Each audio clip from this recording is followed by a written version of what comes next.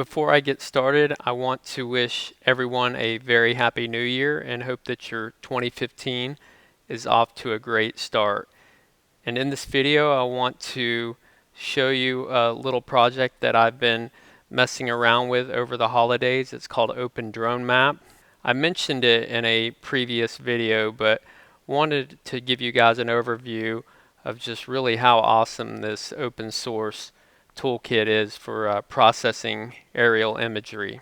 And for those of you who've been following my channel, you'll know that I've spent a lot of time with Pix4D and PhotoScan, but OpenDroneMap is open source, freely available. I'm looking at the project here on GitHub, and the project is run by Stephen Mather, and if you check out his blog, you can see that he's up to some very interesting stuff. Now, he just recently published a version that supports georeferenced textured meshes as well as orthophotos, so that's really exciting. Now, I've only messed with the previous version, and I want to give you just an overview of what you can do with it. This is my Dropbox folder of a mission I flew a while back. It consists of about 90 photos.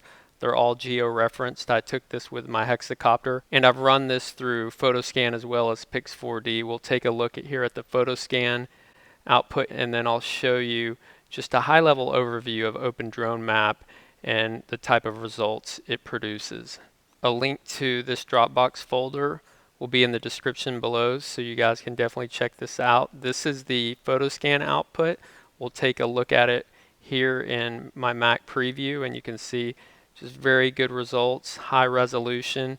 When I zoom in, it's completely geo-referenced, so we can overlay that on a Google map. So what I want to show you next is the output that you'll get from OpenDroneMap. Now, you'll actually have to run this in a program called MeshLab or any other program that can support point clouds. This is the dense point cloud that you can see here from OpenDroneMap, and you can just tell from that the results are really good. And so what I can do, and there's a little how-to on the OpenDroneMap README, it shows you how you can create a textured image from that. So let me go ahead and turn that on and show you what that looks like. So that's the texture. I'm going to remove the point cloud, and you take a look, and as I mentioned, I'm just very impressed with the results. This is PhotoScan, and this is the output from OpenDroneMap. Now, OpenDroneMap is a series of scripts and tools that Stephen has brought together and written his own script to basically process this imagery. So let me just show you quickly some of the steps that are involved to get to this point. This does require that you have some knowledge of the command line. I recommend running this on a Linux VM. This is a remote Linux VM, and I'm going to just go ahead and pull the OpenDroneMap project from GitHub onto this virtual machine. Then after downloading the code, we'll go into the OpenDroneMap directory and then run the install script, and it'll go through a series of steps to install all the required dependencies. Now, the dependencies have all been installed, so what happens next is you'll need to go into your directory of images. Here are my 90 or so images from that flight, and then we'll run the OpenDroneMap run script within this directory, and you can see a bunch of output.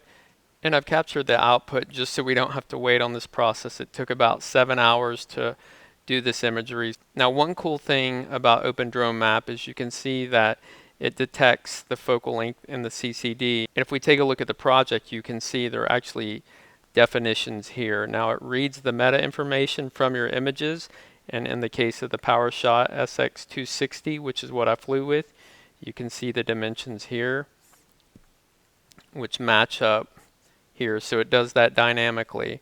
So it resizes the images, then does key point matching.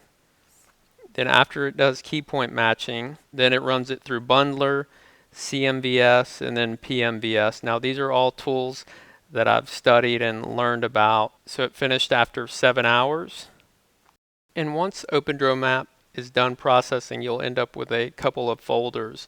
And in these folders, there's information about the matching process. This is the list of images.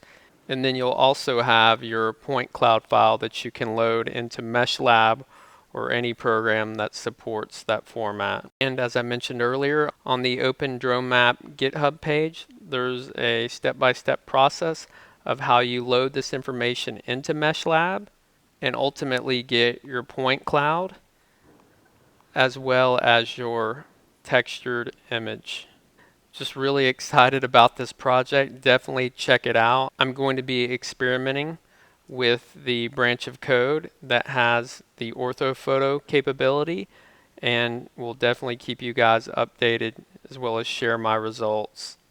A big kudos to Stephen Mather and the OpenDroneMap team. Really cool stuff. I hope you guys found this useful. If you have any questions or comments, please feel free to post them below. And until next time, thanks for watching.